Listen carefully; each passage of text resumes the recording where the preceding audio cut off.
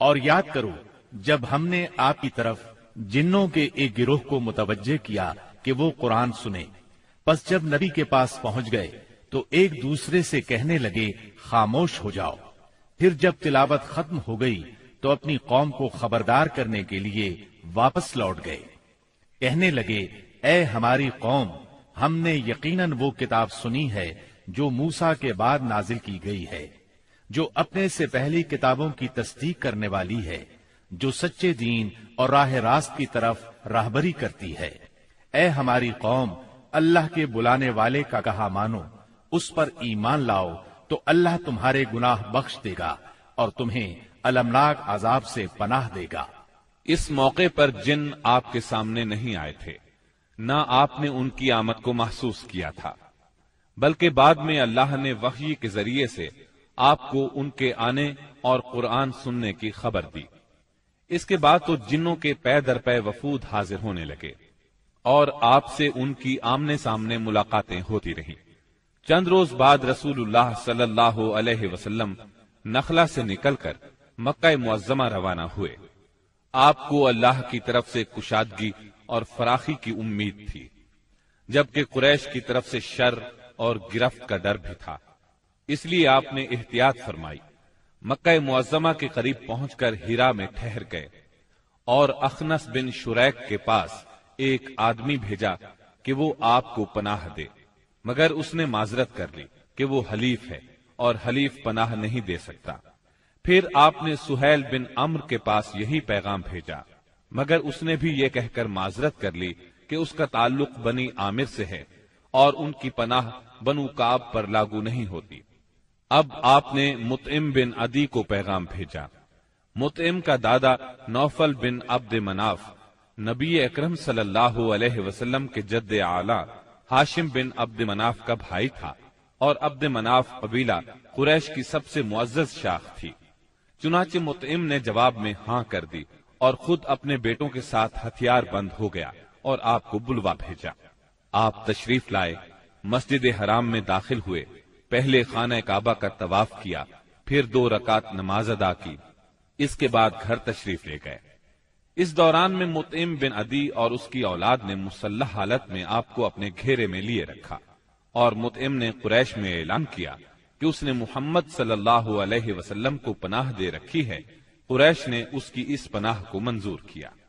رسول اللہ صلی اللہ علیہ وسلم کا معمول تھا کہ جب حج کا زمانہ آتا اور قبائل عرب مکہ معظمہ کے قرب و جوار میں اترتے تو آپ ایک ایک قبیلے کے پاس جاتے، اسلام کی تبلیغ فرماتے، میلوں میں جا کر بھی واعظ فرماتے، قبائل کا دورہ بھی کرتے۔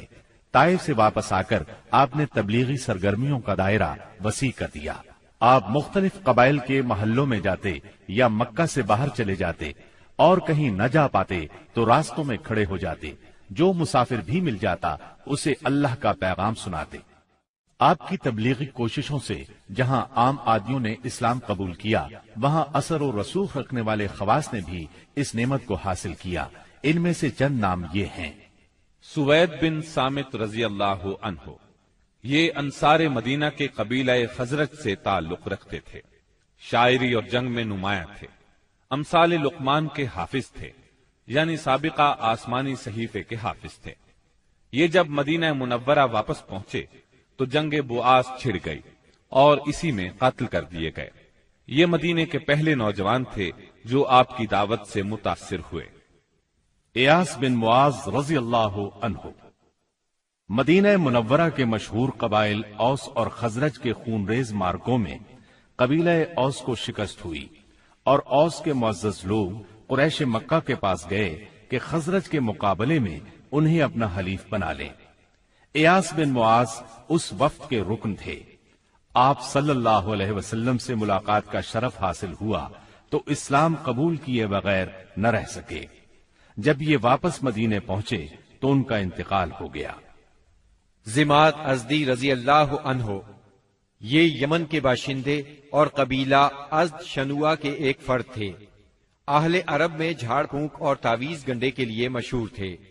انہیں کسی نے آپ کے بارے میں بتایا کہ آپ پر جنات کا اثر ہے، تو یہ آپ کا علاج کرنے کی غرض سے مکہ آئے اور پہلی ہی ملاقات میں آپ کے ہاتھوں پر بیعت کر کے اسلام قبول کیا، پھر واپس یمن چلے گئے۔ طفیل بن عمرو دوسی رضی اللہ عنہ، یہ یمن کے قبیلے دوس کے سردار تھے۔ وہاں ان کی ایک طرح سے حکومت تھی، خود شاعر تھے، بہت ذہین تھے۔ مکہ میں ان کی آمد پر اہل مکہ نے شہر سے باہر نکل کر ان کا استقبال کیا۔ آپ سے ملاقات کا شرف حاصل ہوا۔ آپ نے اسلام کی تعلیمات سنائی، قرآن کریم کی بعض آیات کی تلاوت فرمائی۔ اللہ کے کلام کے اثر سے وہ بھی ایمان لے آئے۔ ابو ذر غفاری رضی اللہ عنہ یہ یثرب کے اطراف میں رہنے والے تھے۔ رسول اللہ صلی اللہ علیہ وسلم سے ملنے کی خواہش میں پیدل چل کر مکہ معظمہ پہنچے۔ سیدنا علی رضی اللہ عنہ کے ساتھ آپ کی خدمت میں پہنچے۔ آپ نے انہیں اسلام کی تلقین کی۔ ابو ذر اسی وقت مسلمان ہو گئے۔ آپ نے ان سے فرمایا، ابو ذر ابھی اس بات کو پوشیدہ رکھو اور اپنے علاقے میں واپس چلے جاؤ۔ جب تمہیں ہمارے ظہور کی خبر مل جائے تو موقع دیکھ کر آ جانا۔ سیدنا ابو ذر غفاری رضی اللہ عنہ نے عرض کیا، پہلے تو اس خیال سے اپنے مکہ آنے کا مقصد چھپایا تھا کہ کہیں دشمنوں کے ہاتھ نہ لگ جاؤں اور سیدھا آپ کی خدمت میں نہ پہنچ سکوں۔ اب کیا ڈر ہے، میں تو اب کفار کے درمیان اسلام کا اعلان کر کے ہی وطن جاؤں گا۔ چنانچہ ابو ذر غفاری رضی اللہ عنہ کعبے میں آئے۔ وہاں قریش موجود تھے۔ ان کے اجتماع میں بلند آواز سے کلمہ شہادت پڑھا۔ بس پھر کیا تھا، کفار پکار اٹھے، مارو اس بے دین کو۔ کفار چاروں طرف سے ان پر ٹوٹ پڑے، انہیں نیچے گرا لیا اور خوب مارا۔ سیدنا عباس رضی اللہ عنہ نے دیکھ لیا، پکار اٹھے، یہ تو قبیلہ غفار کا آدمی ہے، جہاں تم تجارت کے لیے جاتے ہو اور کھجوریں لاتے ہو، اگر یہ مر گیا تو تم تجارت کے لیے اس طرف نہیں جا سکو گے۔ یہ سن کر انہوں نے ابو ذر کو چھوڑ دیا۔ دوسرے دن وہ پھر خانہ کعبہ پہنچے اور بلند آواز سے کلمہ پڑھا۔ قریش نے پھر مارا۔ آخر چند روز بعد ابو ذر واپس اپنے گھر چلے گئے۔ یہ پہلے صحابی ہیں جنہوں نے اسلام کا کلمہ بلند آواز میں پڑھ کر خانہ کعبہ میں کفار سے مار کھائی اور اسلام کے لیے ہر سختی کو خوشی سے برداشت کیا۔ نبوت کے 11ویں سال موسم حج میں یعنی جولائی 620 عیسوی میں اسلام کو چند کارآمد بیج مل گئے۔ وہ دیکھتے ہی دیکھتے سرسبز و شاداب درخت بن گئے۔ ان کی لطیف اور گھنی چھاؤں میں بیٹھ کر مسلمانوں نے برسوں کے ظلم و ستم کی تپش سے نجات پائی، انہیں راحت نصیب ہوئی۔ ان حضرات کے نام یہ ہیں: اسعد بن زرارہ، اوف بن حارث بن رفاعہ، یہ اوف بن افرا کے نام سے مشہور تھے، رافع بن مالک بن عجلان، قطبہ بن عامر بن حدیدہ، عقبہ بن عامر بن نادی اور جابر بن عبداللہ بن ریاح۔ یہ لوگ 11 نبوت میں حج کے لیے آنے والوں کے ہمراہ آئے تھے۔ چنانچہ یہ لوگ مینا کی گھاٹی میں رات کے وقت باتیں کر رہے تھے کہ رسول اللہ صلی اللہ علیہ وسلم کا گزر اس طرف سے ہوا۔ آپ نے آواز سنی تو ان کا رخ کیا، ان کے نزدیک پہنچ کر فرمایا، آپ کون لوگ ہیں؟ وہ بولے، ہم قبیلہ خزرج کا ایک گروہ ہیں۔ آپ نے فرمایا، یعنی یہود کے حلیف؟ وہ بولے، ہاں، آپ ٹھیک سمجھے۔ اس پر آپ نے فرمایا، تو پھر کیوں نہ آپ حضرات سے بیٹھ کر کچھ بات چیت کی جائے؟ انہوں نے کہا، ضرور، کیوں نہیں، تشریف رکھیے۔ چنانچہ آپ صلی اللہ علیہ وسلم وہاں ان کے پاس بیٹھ گئے۔ آپ نے ان پر اسلام کی حقیقت واضح کی، قرآن کی تلاوت کی اور اللہ عز و جل کی طرف دعوت دی۔ اس پر انہوں نے ایک دوسرے سے حیران ہو کر کہا، دیکھو، یہ تو وہی نبی معلوم ہوتے ہیں جن کے حوالے سے یہود تمہیں دھمکیاں دیا کرتے ہیں، کہیں وہ اسلام لانے میں پہل نہ کر جائیں۔ چنانچہ ان حضرات نے فوراً ہی اسلام قبول کر لیا۔ پھر انہوں نے کہا، ہم اپنی قوم کو ایسی حالت میں چھوڑ کر آئے ہیں کہ کسی اور قوم میں ان جیسی دشمنی نہیں ہے، بس اگر اللہ تعالیٰ انہیں آپ پر اکٹھا کر دے تو ان کے لیے آپ سے معزز کوئی نہیں ہوگا۔ پھر انہوں نے وعدہ کیا، ہم دین کی دعوت دیں گے، آئندہ سال حج کے موقع پر پھر آپ سے ملاقات کریں گے۔ اور پھر جب یہ لوگ واپس مدینہ منورہ گئے تو اپنے ساتھ اسلام کا پیغام بھی لے گئے۔ چنانچہ وہاں گھر گھر اسلام کا چرچا ہونے لگا۔ اسی سال یعنی شوال 11 نبوت میں رسول اللہ صلی اللہ علیہ وسلم نے سیدہ عائشہ رضی اللہ عنہا سے نکاح فرمایا۔ उस वक्त उनकी उम्र 6 बरस थी। फिर हिजरत के पहले साल शव्वाल ही में मदीने में उनकी रुखसती हुई। उस वक्त उनकी उम्र 9 बरस थी। नबूवत के 12वें साल अल्लाह ताला ने रसूलुल्लाह सल्लल्लाहु अलैहि वसल्लम को मेराज कराई।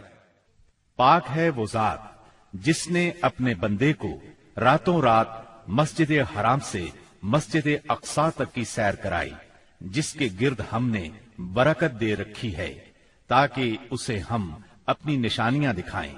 बेशक वो खूब सुनने वाला, खूब देखने वाला है। इस राह से मुराद है रातों रात नबी करीम सल्लल्लाहु अलैहि वसल्लम का मक्के से बैतुल मुकद्दस तशरीफ ले जाना, और मेराज से मुराद है आलम बाला में तशरीफ ले जाना। ये वाकया जिस्म और रूह समेत पेश आया। वाकया मेराज का खुलासा ये है कि आप उस शब हतीम या हिजरे काबा में आराम फरमा रहे थे।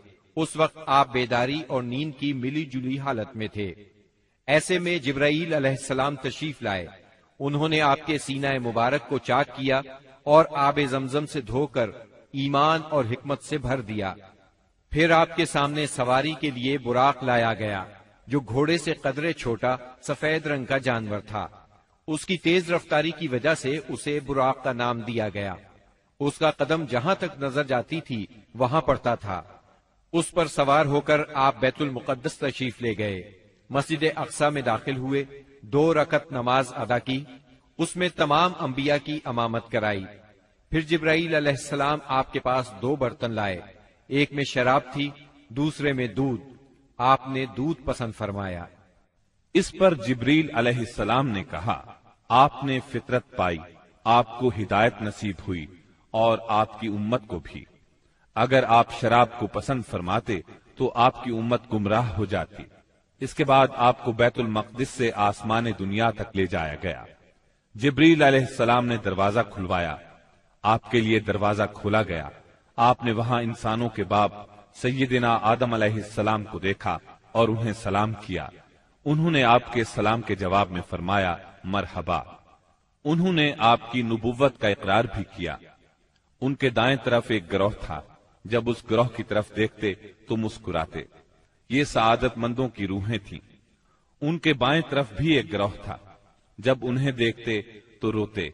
ये बदबख्तों की रूहें थीं।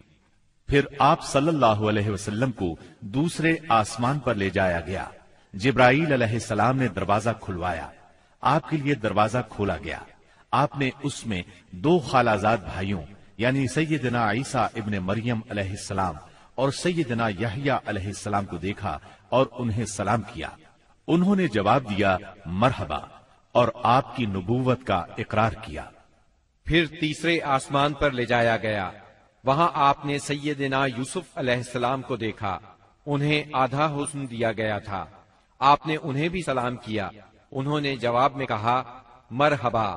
फिर आपकी नबूवत का इकरार किया। फिर आपको चौथे आसमान पर ले जाया गया। वहां सैयदना इदरीस अलैहिस्सलाम को देखा और आपने सलाम किया। उन्होंने सलाम का जवाब दिया मरहबा और आपकी नबूवत का इकरार किया। फिर 5वें आसमान पर ले जाया गया। वहां सैयदना हारून अलैहिस्सलाम को देखा और उन्हें सलाम किया। उन्होंने सलाम का जवाब दिया मरहबा और आपकी नबूवत का इकरार किया। फिर आपको 6ठे आसमान पर ले जाया गया। वहां सैयदना मूसा बिन इमरान अलैहिस्सलाम से मुलाकात हुई। आपने उन्हें सलाम किया। उन्होंने जवाब में कहा मरहबा और आपकी नबूवत का इकरार किया। इसके बाद आपको 7वें आसमान पर ले जाया गया। वहां आपकी मुलाकात इब्राहीम अलैहिस्सलाम से हुई। आपने उन्हें सलाम किया। जवाब में उन्होंने कहा मरहबा और आपकी नबूवत का इकरार किया। वो अपनी पुश्त बैत मामूर से लगाए हुए थे, जिसमें रोजाना 70,000 फरिश्ते दाखिल होते हैं और वहां उनके पलटने की बारी नहीं आती। फिर आपको सिदरतुल मुंतहा तक ले जाया गया। उसके पत्ते हाथी के कान जैसे और फल बड़े कूंडों या ठेलों जैसे थे। फिर उस पर सोने के पतंगे छा गए और अल्लाह के हुक्म से जो कुछ छाना था छा गया। इससे वो सिदरा यानी बेरी का दरख्त तब्दील होकर इतना खूबसूरत हो गया कि अल्लाह की कोई मखलूक उसका हुस्न बयान करने की ताब नहीं रखती। پھر آپ کو جبار جل جلالہ کے حضور لے جایا گیا اور آپ باری تعالیٰ کے اتنے قریب ہو گئے کہ 2 کمانوں کے برابر یا اس سے بھی کم فاصلہ رہ گیا۔ اس وقت اللہ نے آپ پر اور آپ کی امت پر دن رات میں 5 نمازیں فرض فرمائیں۔ اس میں شک نہیں کہ نماز اعلان نبوت کے ساتھ ہی فرض ہو گئی تھی، مگر اس وقت صرف فجر اور عصر کی 2 نمازیں فرض ہوئی تھیں۔ چنانچہ آپ بھی 2 نمازیں ادا فرماتے رہے اور مسلمان ہونے والوں کو بھی 2 نمازوں ہی کی تعلیم دیتے رہے، یہاں تک کہ اس موقع پر 5 نمازیں فرض ہوئیں۔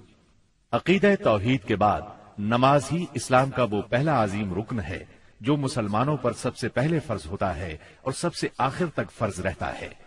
نماز کی فرضیت صحت و بیماری، خوشی و غمی، سفر و حضر اور خوف و خطر غرض کسی بھی حالت میں مسلمان سے ساقط نہیں ہوتی۔ موسم، جگہ کی تبدیلی اور کوئی بیماری ایسی نہیں جس میں مسلمان کو نماز کی معافی ہو۔ نبی اکرم صلی اللہ علیہ وسلم نے فرمایا، نماز میری آنکھوں کی ٹھنڈک اور دل کا سرور ہے۔ پھر اسی رات نبی صلی اللہ علیہ وسلم مکہ مکرمہ واپس تشریف لے آئے۔ صبح ہوئی اور آپ نے اپنی قوم کو ان بڑی بڑی نشانیوں کی خبر دی جو اللہ جل شانہ نے آپ کو دکھلائی تھی، تو قوم کے جھٹلانے اور تکالیف پہنچانے میں اور زیادہ شدت آ گئی۔ کسی نے تالیاں بجا کر آپ کا مذاق اڑایا تو کسی نے حیرت اور انکار کے انداز میں اپنے سر پر ہاتھ رکھ لیا۔ کچھ لوگ ابو بکر صدیق رضی اللہ عنہ کے پاس گئے اور تنزیہ انداز میں بولے، کچھ سنا تمہارے دوست محمد کیا کہہ رہے ہیں؟ سیدنا ابو بکر صدیق رضی اللہ عنہ نے پوچھا، انہوں نے کیا کہا ہے؟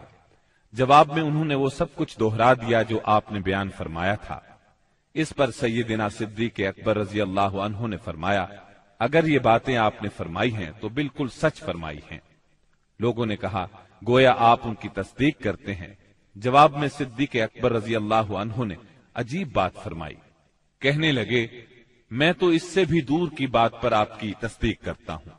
آسمان سے صبح شام جو خبریں آتی ہیں میں ان میں بھی آپ کو سچا جانتا ہوں۔ ان کے اسی جواب پر ان کا لقب صدیق مشہور ہوا۔ ادھر کفار نے آپ کا امتحان لینے کا پروگرام بنایا۔ پوچھا، آپ بیت المقدس کے بارے میں تفصیل سے بتائیں۔ آپ نے اس سے قبل بیت المقدس کبھی نہیں دیکھا تھا، نہ معراج کے وقت آپ نے اس کی تفصیل ذہن میں بٹھائی تھی، لیکن اللہ نے آپ کے لیے اس کو روشن کر دیا اور آپ اس کی نشانیاں بتاتے چلے گئے۔ آپ نے ایک ایک دروازے اور ایک ایک جگہ کی تفصیل بیان فرما دی، اور وہ آپ کی کوئی بات جھٹلا نہ سکے، اس لیے کہ انہوں نے تو بارہا بیت المقدس دیکھا تھا۔ وہ صرف اتنا کہہ سکے، جہاں تک نشانیوں کا تعلق ہے وہ آپ نے درست بتائی ہے۔ پھر انہوں نے ایک قافلے کے بارے میں سوال کیا۔ وہ قافلہ ملک شام سے مکہ معظمہ کی طرف آ رہا تھا۔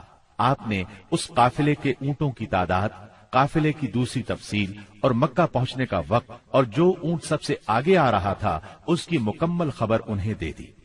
پھر جو تفصیل آپ نے قافلے کی بیان فرمائی تھی وہ بالکل اسی کے مطابق مکہ معظمہ میں داخل ہوا، لیکن وہ ظالم پھر بھی آپ پر ایمان نہ لائے، اپنے کفر ہی پر ڈٹے رہے۔ ہم بتا چکے ہیں کہ نبوت کے 11ویں سال موسم حج میں یثرب کے 6 آدمیوں نے اسلام قبول کر لیا تھا اور رسول اللہ صلی اللہ علیہ وسلم سے وعدہ کیا تھا کہ اپنی قوم میں جا کر آپ کی رسالت کی تبلیغ کریں گے۔ اس کا نتیجہ یہ ہوا کہ اگلے سال جب موسم حج آیا، یعنی ذی الحج 12 نبوی بمطابق جولائی 621 عیسوی، تو 12 آدمی حاضر ہوئے۔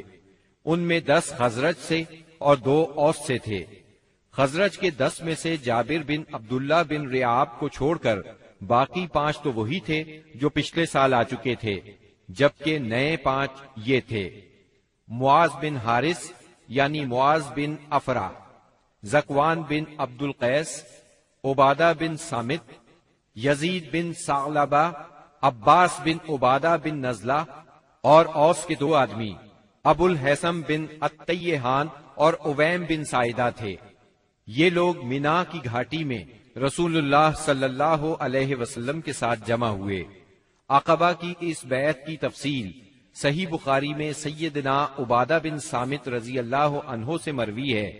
وہ بیان کرتے ہیں کہ رسول اللہ صلی اللہ علیہ وسلم نے فرمایا، آؤ مجھ سے اس بات پر بیعت کرو کہ اللہ کے ساتھ کسی چیز کو شریک نہیں کرو گے، چوری نہیں کرو گے، زنا نہیں کرو گے، اپنی اولاد کو قتل نہیں کرو گے، اپنے ہاتھ پاؤں کے درمیان سے گھڑ کر کوئی بہتان نہیں لاؤ گے، اور کسی بھلی بات میں میری نافرمانی نہیں کرو گے۔ جو شخص یہ ساری باتیں پوری کرے گا تو اس کا اجر اللہ کے پاس ہے، اور جو شخص ان میں سے کسی چیز کا ارتکاب کر بیٹھا پھر اسے دنیا ہی میں اس کی سزا دی گئی تو یہ اس کے لیے کفارہ ہوگی، اور جو شخص ان میں سے کسی چیز کا ارتکاب کر بیٹھا پھر اللہ نے اس پر پردہ ڈال دیا تو اس کا معاملہ اللہ کے حوالے ہے، وہ چاہے تو سزا دے چاہے تو معاف کر دے۔ سیدنا عبادہ فرماتے ہیں کہ ہم نے اس پر آپ سے بیعت کی، بیعت پوری ہو گئی اور حج ختم ہو گیا تو نبی کریم صلی اللہ علیہ وسلم نے ان کے ساتھ مصعب بن عمیر رضی اللہ عنہ کو روانہ فرمایا تاکہ وہ لوگوں کو قرآن پڑھائیں اور دین سکھائیں۔ سیدنا مصعب بن عمیر رضی اللہ عنہ نے ابو امامہ اسعد بن زرارہ رضی اللہ عنہ کے گھر قیام فرمایا، پھر دونوں اسلام کی تبلیغ کے لیے سرگرم ہو گئے۔ اس کے بعد اگلے سال موسم حج سے پہلے مصعب بن عمیر رضی اللہ عنہ بہت سی کامیابیوں کی بشارتیں لیے مکہ معظمہ واپس آ گئے۔ موسم حج 13 نبوت میں یثرب کے 70 سے زیادہ مسلمان حج کی ادائیگی کے لیے مکہ تشریف لائے۔ یہ اپنی قوم کے مشرک حاجیوں میں شامل ہو کر آئے تھے۔ مسلمانوں نے طے کیا کہ رسول اللہ صلی اللہ علیہ وسلم کو مدینہ منورہ آنے کی دعوت دیں گے، چنانچہ یہ لوگ ایام تشریق کے درمیانے روز یعنی 12 ذی الحجہ کو رات کے وقت جمرہ عقبہ کے پاس گھاٹی میں جمع ہوئے۔ یہ کل 75 آدمی تھے، 62 خزرج کے اور 11 اوس کے، ان کے ساتھ 2 عورتیں بھی تھیں، اور یہ اجتماع بالکل خفیہ طریقے سے ہوا۔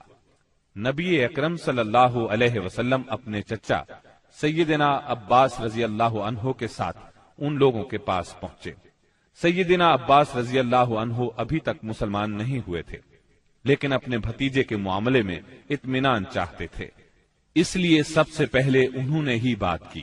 بولے، رسول اللہ صلی اللہ علیہ وسلم اپنی قوم اور اپنے شہر میں عزت اور حفاظت کے ساتھ ہیں، لہٰذا اگر تمہارا یہ خیال ہے کہ تم انہیں جس چیز کی طرف بلا رہے ہو اسے نبھاؤ گے اور انہیں ان کے مخالفین سے بچا لو گے تو تم نے جو ذمہ داری اٹھائی ہے اسے اچھی طرح جان لو، ورنہ ابھی سے انہیں چھوڑ دو۔ ان کے جواب میں اہل یثرب کے ترجمان سیدنا برا بن معرور رضی اللہ عنہ نے کہا، ہم رسول اللہ صلی اللہ علیہ وسلم سے سچے دل سے وفاداری کا ارادہ رکھتے ہیں، اپنی جانیں ان پر نچھاور کر دیں گے، لہٰذا اے اللہ کے رسول آپ بات کیجئے اور اپنے رب کے لیے اور اپنے لیے جو عہد و پیمان پسند ہو لے لیجئے۔ اس کے بعد رسول اللہ صلی اللہ علیہ وسلم نے گفتگو فرمائی، آپ نے قرآن کریم کی تلاوت فرمائی، پھر ان حضرات کو اللہ کی طرف دعوت دی، اسلام کی طرف رغبت دلائی اور اپنے رب کے لیے عہد دیا۔ فرمایا، تنہا اسی کی عبادت کرو اور اس کے ساتھ کسی کو شریک نہ کرو۔ اس پر اہل یثرب نے کہا، ہم کس چیز پر آپ سے بیعت کریں؟ نبی کریم صلی اللہ علیہ وسلم نے فرمایا، چستی اور سستی ہر حالت میں بات سنو گے اور مانو گے، تنگی اور خوشحالی ہر حال میں مال خرچ کرو گے، بھلائی کا حکم دو گے اور برائی سے روکو گے، اللہ کے راستے میں اٹھ کھڑے ہوگے اور اس سلسلے میں کسی ملامت کرنے والے کی ملامت کی پرواہ نہیں کرو گے، اور جب میں تمہارے پاس آ جاؤں تو میری مدد کرو گے، اور جس چیز سے اپنی جان اور اپنے بال بچوں کی حفاظت کرتے ہو اسی سے میری حفاظت کرو گے، اور تمہارے لیے جنت ہے۔ سیدنا عبادہ رضی اللہ عنہ فرماتے ہیں کہ ہم نے آپ سے اس بات پر بھی بیعت کی کہ حکومت کے بارے میں اہل حکومت سے جھگڑا نہیں کریں گے۔ اس پر سیدنا برا بن معرور رضی اللہ عنہ نے آپ کا ہاتھ پکڑا اور عرض کیا، ہاں اس ذات کی قسم جس نے آپ کو حق کے ساتھ بھیجا ہے، ہم یقیناً اس چیز سے آپ کی حفاظت کریں گے جس سے اپنے بال بچوں کی حفاظت کرتے ہیں، لہذا آپ ہم سے بیعت لیجئے۔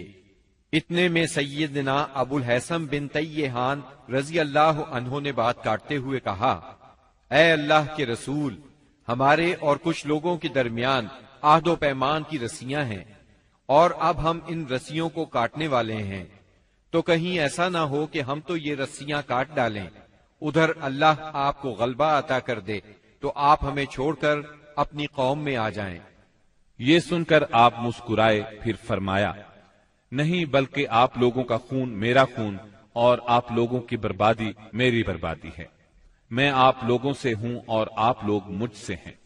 جس سے آپ جنگ کریں گے میں بھی اس سے جنگ کروں گا، جس سے آپ صلح کریں گے میں بھی اس سے صلح کروں گا۔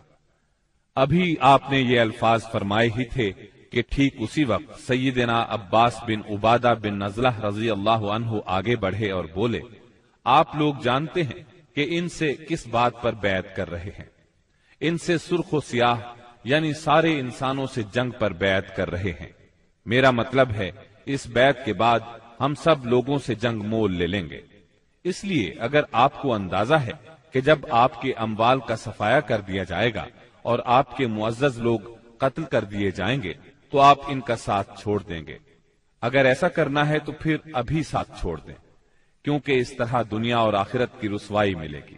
اور اگر آپ لوگوں کا خیال یہ ہے کہ مال کی تباہی اور معزز لوگوں کے قتل کے باوجود عہد نبھائیں گے تو پھر انہیں لے لیجئے، کیونکہ یہ اللہ کی قسم دنیا و آخرت کی بھلائی ہے۔ تب ان لوگوں نے کہا، ہم انہیں اپنے مالوں کی تباہی اور معزز لوگوں کے قتل کے خطرے کے باوجود ساتھ لیتے ہیں۔ اللہ کے رسول بتلائیے اس کے بدلے میں ہمارے لیے کیا ہے؟ آپ نے فرمایا، جنت۔ اب لوگوں نے کہا، اپنا ہاتھ پھیلائیں۔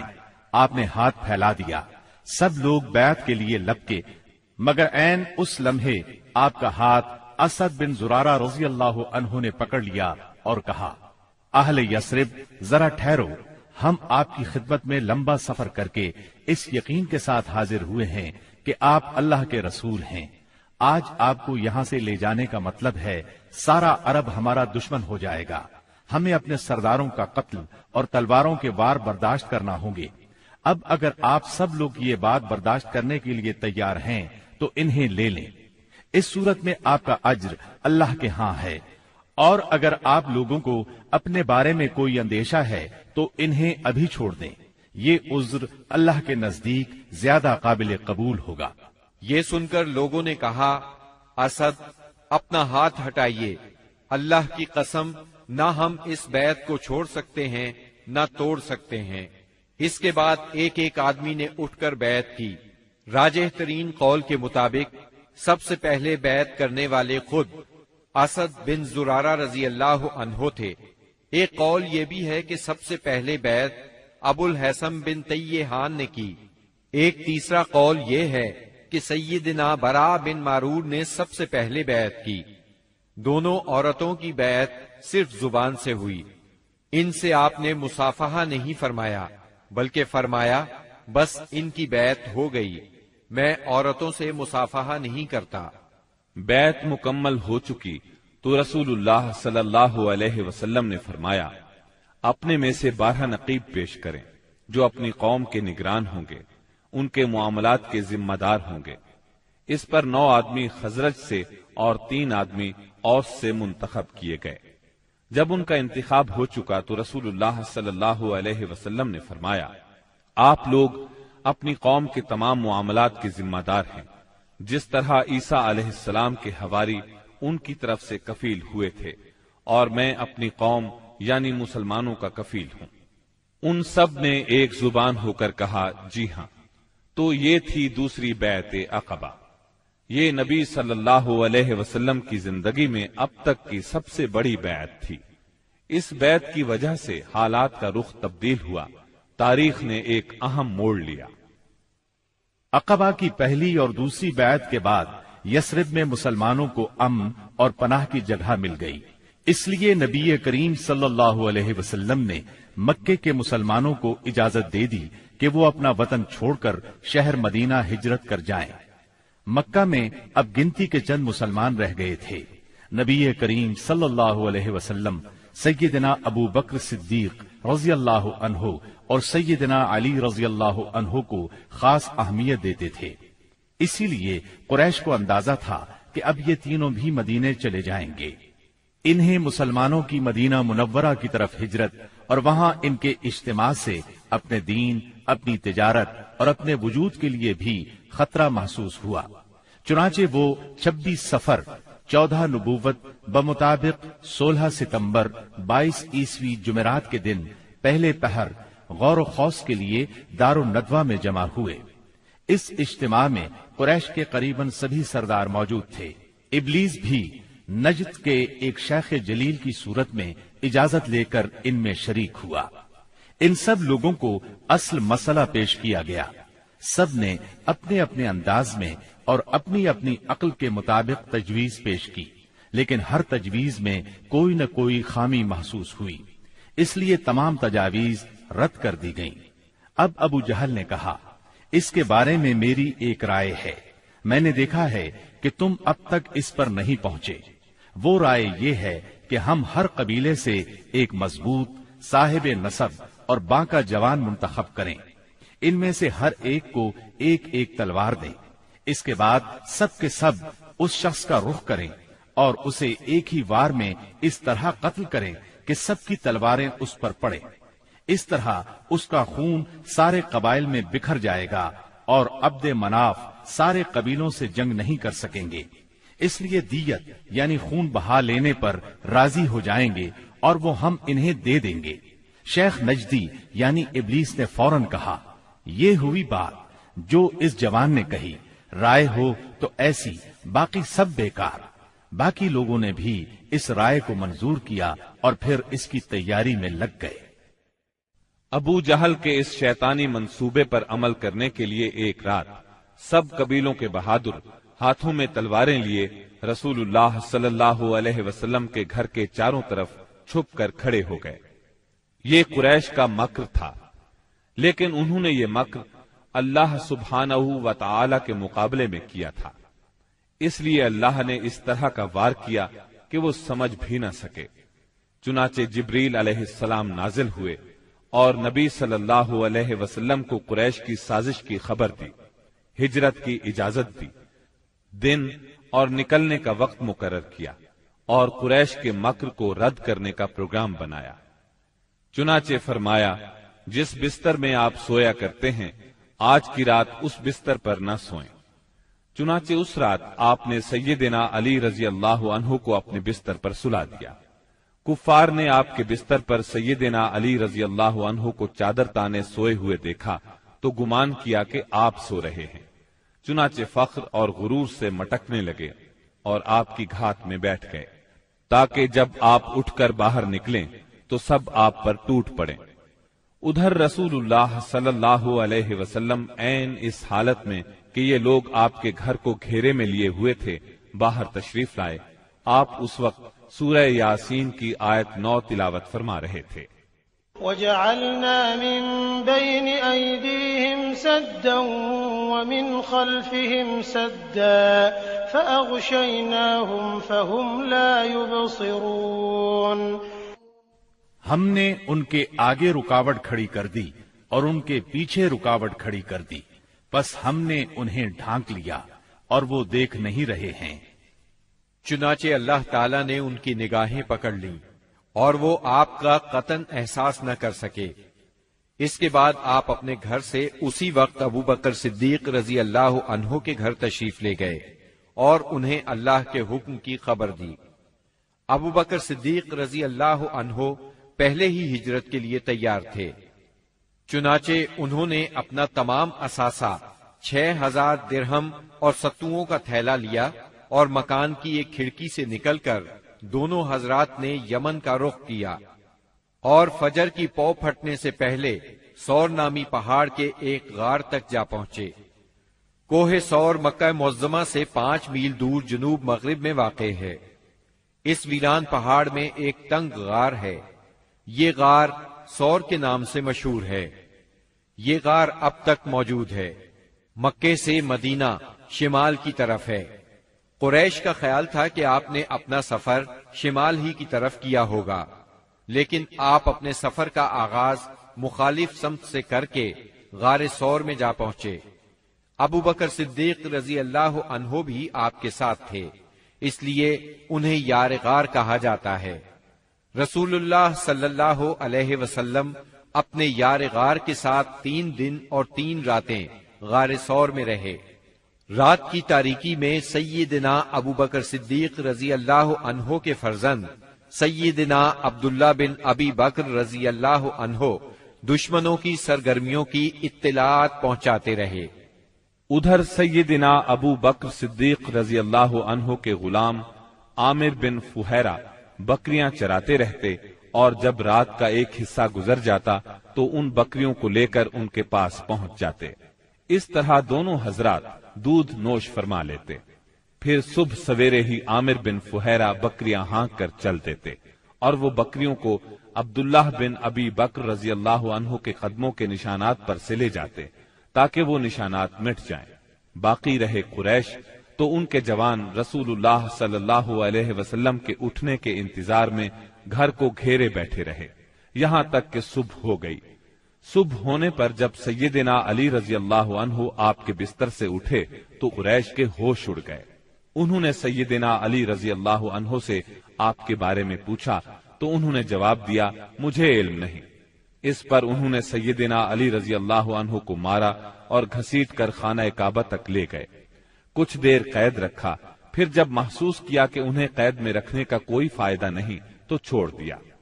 اس کے بعد یہ لوگ سیدنا صدیق اکبر رضی اللہ عنہ کے گھر آئے۔ ان کی صاحبزادی سیدہ اسماء رضی اللہ عنہا سے ان کے بارے میں پوچھا۔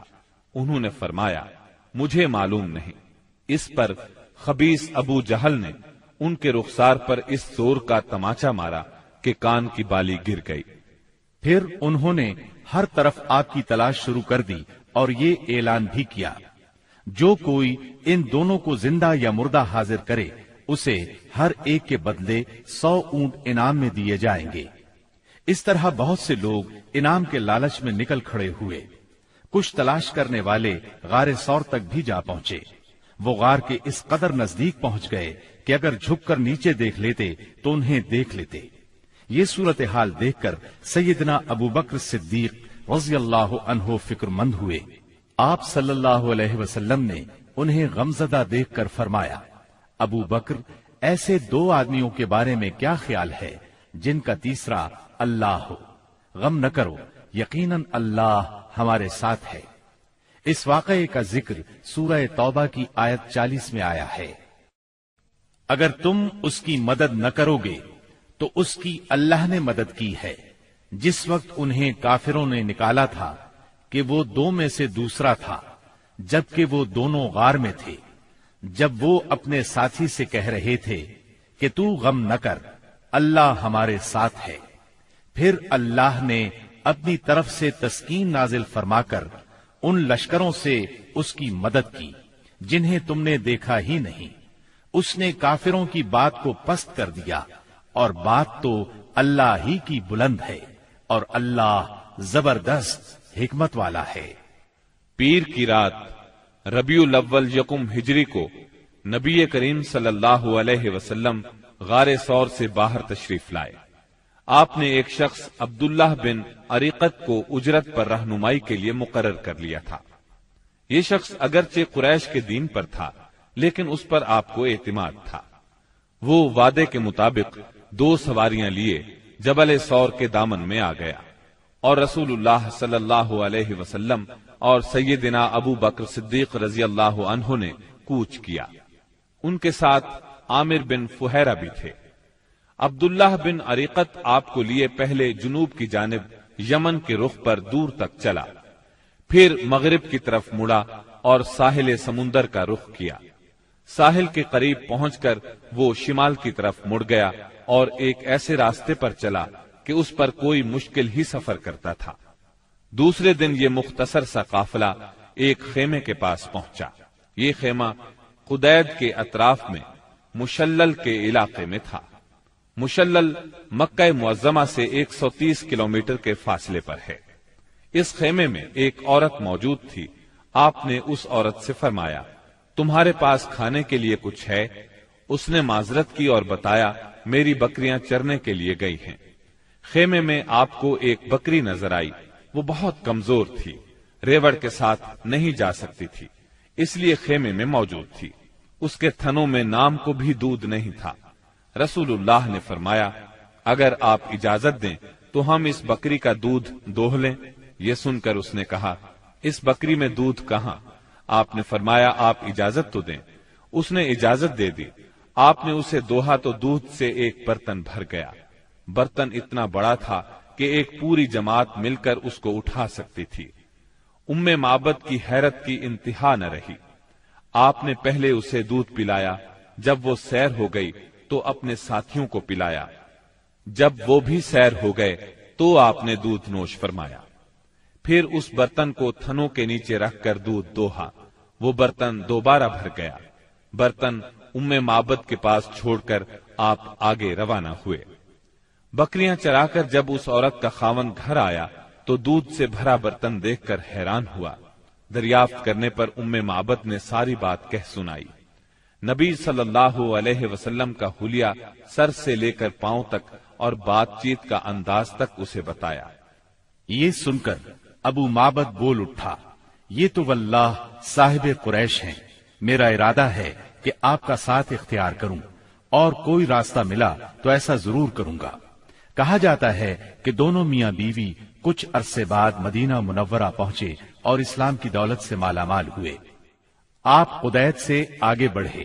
ادھر سراقہ بن مالک بن جوشم مدلجی نے قریش کے انعام کا اعلان سن کر لالچ میں آ کر اپنے گھوڑے پر آپ کا پیچھا کیا اور قدید تک پہنچ گیا۔ آپ کے نزدیک پہنچا تو اس کا گھوڑا پھسل گیا۔ سراقہ نیچے آ گرا۔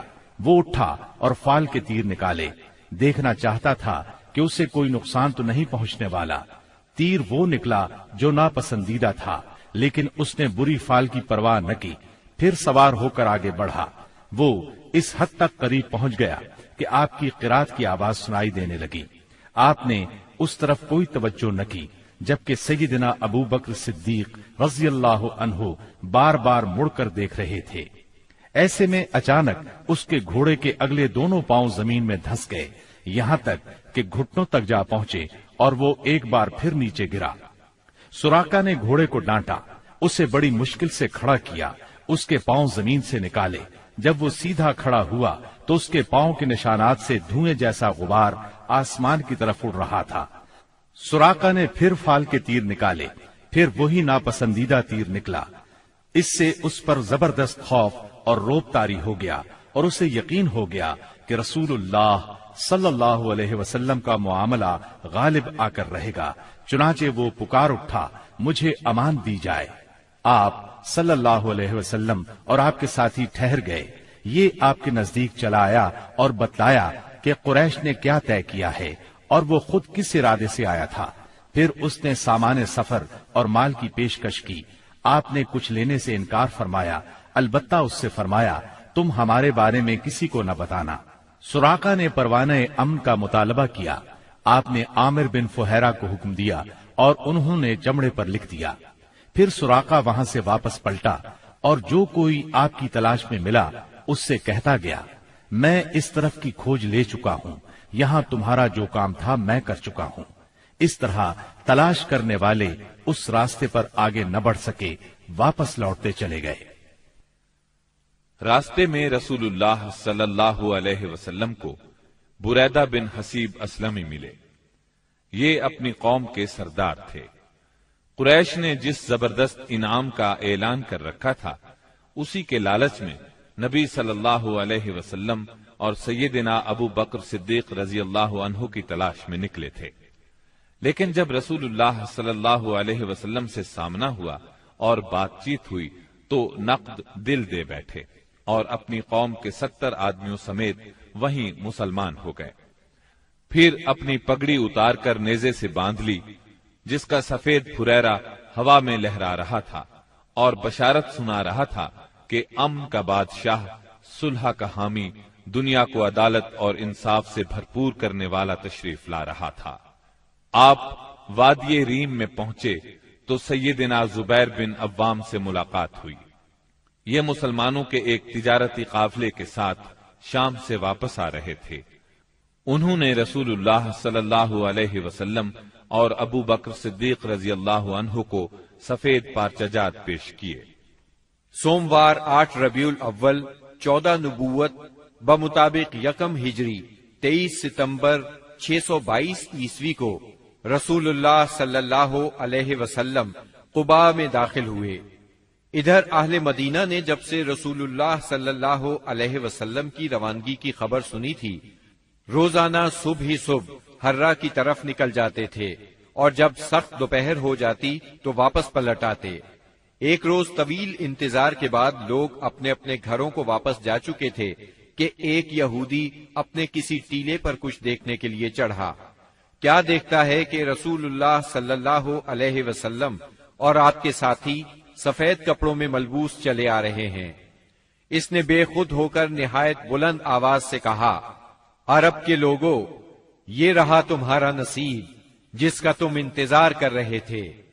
مسلمانوں نے اس کی آواز سنی تو ہتھیار اٹھا کر استقبال کے لیے دوڑ پڑے۔ سب نے مل کر اللہ اکبر کا نعرہ لگایا۔ پھر یہ لوگ حرہ تک چلے آئے اور وہیں آپ سے ملاقات کی۔ اس کے بعد آپ داہنی جانب مڑ گئے اور قباء میں بنی عمرو بن عوف کی آبادی میں قیام فرمایا۔ آپ سیدنا ابو بکر صدیق رضی اللہ عنہ کے ساتھ دوسرے لوگوں کے درمیان میں بیٹھ گئے۔ اب ہوا یہ کہ جو بھی آتا سیدنا ابو بکر صدیق کو اللہ کا رسول خیال کر کے انہیں سلام کرتا، اس لیے کہ آپ کے بالوں میں سفیدی آ چکی تھی۔ جب اللہ کے رسول صلی اللہ علیہ وسلم پر دھوپ آ گئی اور ابو بکر رضی اللہ عنہ نے آپ کو دھوپ سے بچانے کے لیے چادر تانی تو لوگوں کو معلوم ہوا کہ یہ اللہ کے رسول ہیں۔ اس کے بعد قباء میں آپ نے کلثوم بن حدم رضی اللہ عنہ کے ہاں قیام فرمایا۔ اس سلسلے میں دوسری روایت یہ ہے کہ سعد بن خیثمہ رضی اللہ عنہ کے مکان پر قیام فرمایا۔ وہاں آپ نے 4 دن قیام فرمایا اور مسجد قباء کی بنیاد رکھی اور اس میں نماز پڑھی۔ نبی اکرم صلی اللہ علیہ وسلم نے فرمایا، جو شخص قباء میں 2 رکعت نماز پڑھے اسے عمرے کا ثواب ہوگا۔ نبی کریم صلی اللہ علیہ وسلم کے بعد سیدنا علی رضی اللہ عنہ مکہ مکرمہ میں 3 روز ٹھہرے۔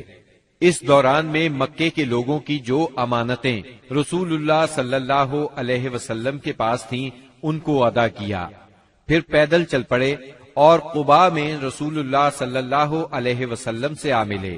انہوں نے کلثوم بن حدم رضی اللہ عنہ کے مکان پر قیام کیا۔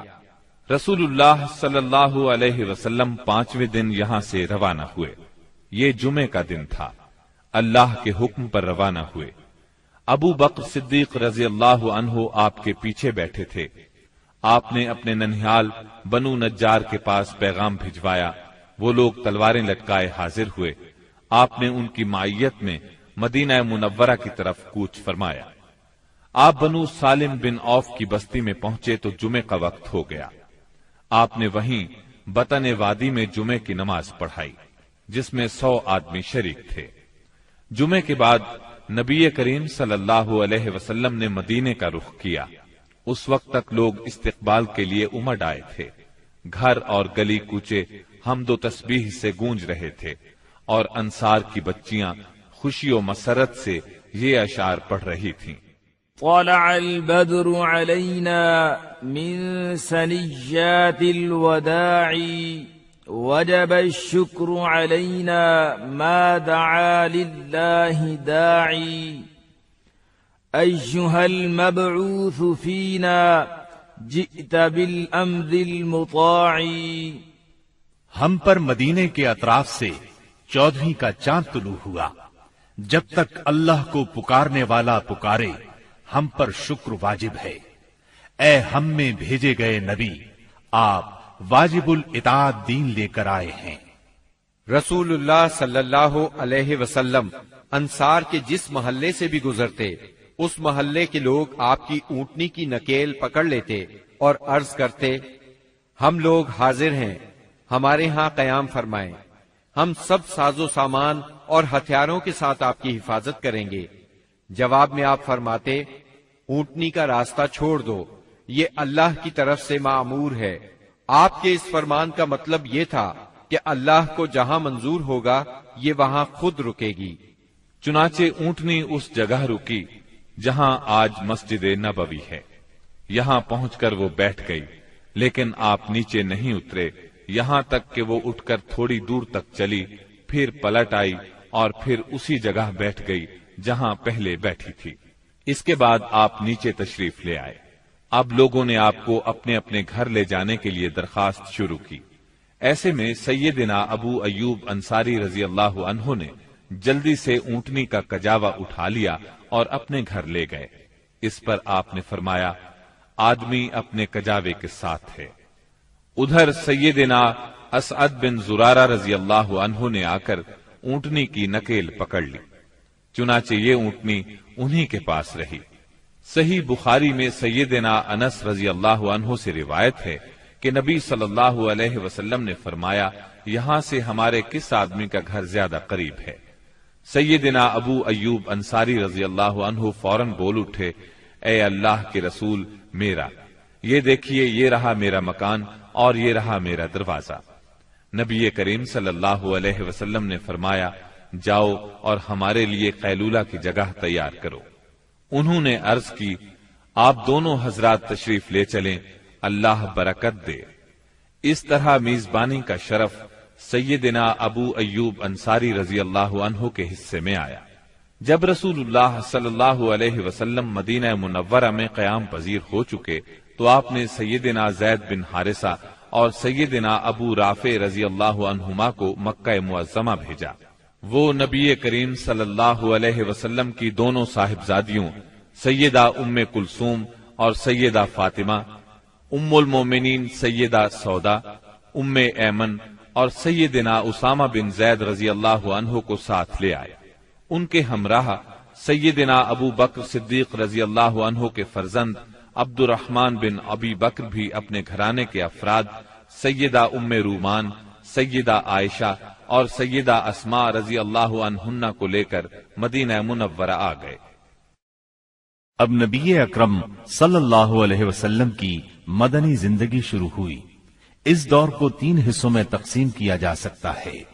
پہلا دور، اس میں فتنے بپا کیے گئے، اندر سے رکاوٹیں کھڑی کی گئیں اور باہر سے آ کر دشمنوں نے مدینہ منورہ کو صفحہ ہستی سے مٹانے کے لیے چڑھائیاں کی۔ یہ دور صلح حدیبیہ ذیقعد 6 ہجری پر ختم ہو جاتا ہے۔ دوسرا دور، اس میں بت پرست قیادت کے ساتھ صلح ہوئی۔ یہ دور فتح مکہ 8 ہجری پر ختم ہوتا ہے۔ اس دور میں دنیا کے بادشاہوں کو دین کی دعوت دی گئی۔ تیسرا دور، اس میں اللہ کی مخلوق دین میں فوج در فوج داخل ہوئی۔ اسی دور میں مدینہ منورہ میں مختلف قوموں اور قبیلوں کے وفود آئے۔ یہ دور نبی اکرم صلی اللہ علیہ وسلم کی حیات مبارکہ کے آخری دنوں تک ہے، یعنی ربیع الاول 11 ہجری تک۔ مدینہ منورہ پہنچنے کے بعد نبی کریم صلی اللہ علیہ وسلم نے سب سے پہلے مسجد تعمیر کرنے کا فیصلہ فرمایا۔ جس جگہ آپ کی اونٹنی بیٹھی تھی وہ جگہ بنو نجار کے 2 یتیم بچوں سہل اور سہیل کی تھی۔ آپ نے اس زمین پر مسجد بنانے کا ارادہ فرمایا۔ آپ نے بنو نجار کے لوگوں کو بلا بھیجا۔ وہ حاضر خدمت ہوئے تو آپ نے ان سے مسجد کی تعمیر کی بات کی۔ انہوں نے زمین بطور ہبہ قبول کرنے کی درخواست کی، لیکن آپ نے اس زمین کو بغیر قیمت کے لینا پسند نہ فرمایا۔ آپ نے یہ زمین قیمتاً خریدی اور بنفس نفیس مسجد کی تعمیر میں شریک ہوئے۔ اس زمین میں مشرکین کی چند قبریں اور غرقد کے چند درخت بھی تھے۔ رسول اللہ صلی اللہ علیہ وسلم نے مشرکین کی یہ قبریں اکھڑوا دیں اور کھجوروں اور درختوں کو کاٹ کر قبلے کی جانب لگا دیا۔ پھر مسجد کی تعمیر شروع ہوئی۔ آج اس مسجد کو دنیا اسلام مسجد نبوی کہتی ہے۔ نبی اکرم صلی اللہ علیہ وسلم نے مسجد کے بازو میں چند مکانات بھی تعمیر کیے جن کی دیواریں کچی اینٹوں کی تھیں۔ ان پر کھجور کے تنے رکھے گئے، پھر ان پر کھجور کی شاخیں اور پتے بچھائے گئے۔ یہ ازواج مطہرات کے حجرے تھے۔ ان حجروں کی تعمیر مکمل ہو جانے کے بعد آپ صلی اللہ علیہ وسلم سیدنا ابو ایوب انصاری رضی اللہ عنہ کے مکان سے یہاں منتقل ہوئے۔ مسجد نبوی صرف اسلامی تعلیم کی ادائیگی کے لیے نہیں تھی، بلکہ یہ ایک یونیورسٹی تھی جس میں مسلمان اسلامی تعلیم حاصل کرتے تھے۔ اس مسجد کا صحن ایک ایسی جگہ تھی جس میں مدتوں جاہلانہ نفرت، عداوت، کشاکش اور باہمی لڑائیوں سے دوچار رہنے والے قبائل کے افراد اب میل ملاپ اور پیار و محبت سے بیٹھتے، دین کی تعلیم حاصل کرتے اور یہ تعلیم اپنی عورتوں تک پہنچاتے تھے۔ یہ ایک مرکز تھا۔ اسی مرکز سے اس ننھی سی اسلامی ریاست کا نظام چلایا جاتا تھا اور مختلف قسم کی مہمات یہاں سے بھیجی جاتی تھیں۔ اس کے علاوہ اس کی حیثیت ایک پارلیمنٹ کی بھی تھی جس میں مجلس شورا اور مجلس انتظامیہ کے اجلاس منعقد ہوتے تھے۔ ان تمام امور کے ساتھ ساتھ مسجد نبوی فقراء اور مساکین کی ایک کافی بڑی تعداد کا ٹھکانہ بھی تھی۔ یہ وہ لوگ تھے جن کا کوئی مکان نہیں تھا، جن کے پاس کوئی مال تھا، نہ بیوی بچے تھے۔ انہی اصحاب کو اصحاب صفہ کہا جاتا ہے۔